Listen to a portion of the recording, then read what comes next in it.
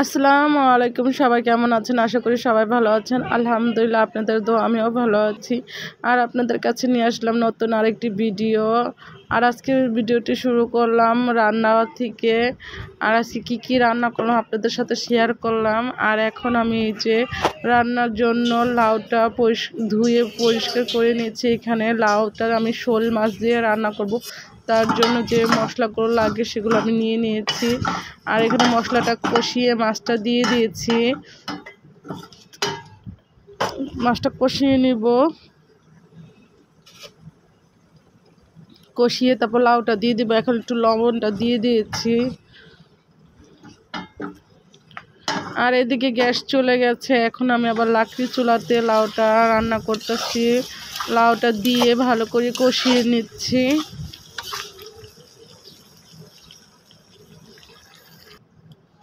আর যে লাউটার মধ্যে পানি উঠেছে অনেক, এই জন্য একটু ভালো করে নাড়াচাড়া দিয়ে নিচ্ছি। আর এদিকে আমি যে মাছের তরকারি রান্নবো আজকে আলু টমেটো দিয়ে।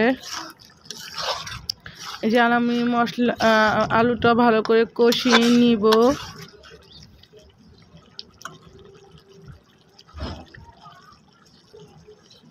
আর এই যে এখন আমি মাছগুলো দিয়ে দিব, যেহেতু কষানো হয়ে গেছে। আর আমি এটা টাটকানি মাছ ভেজে নিয়েছিলাম গ্যাসে, যেহেতু গ্যাস চলে গেছে তার জন্য আবার লাকড়ি চুলাতে নিয়ে আসছি রান্না করার জন্য। এখন একটু ভালো করে নাড়াচাড়া দিয়ে নিব।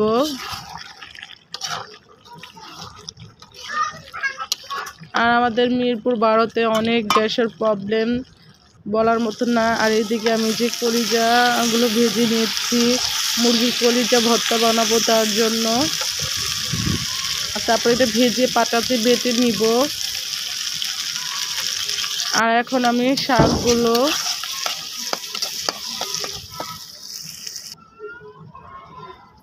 শাকটা সিদ্ধ করে নিয়েছি। আর ওখানে শাক বাগার দেওয়ার জন্য আমি পেঁয়াজগুলো ভেজে নিয়েছি। আর এগুলো শাকটা আমি বাগার দিয়ে দিলাম। এখন শাকটা ভালো করে ভেজে নিব। আর অল্প শাক, অনেক মজা হয়েছিল শাকটা। আর এদিকে আমি যে আমার রান্নাগুলো হয়ে গেছে, আমি সবগুলো রান্না শেষ।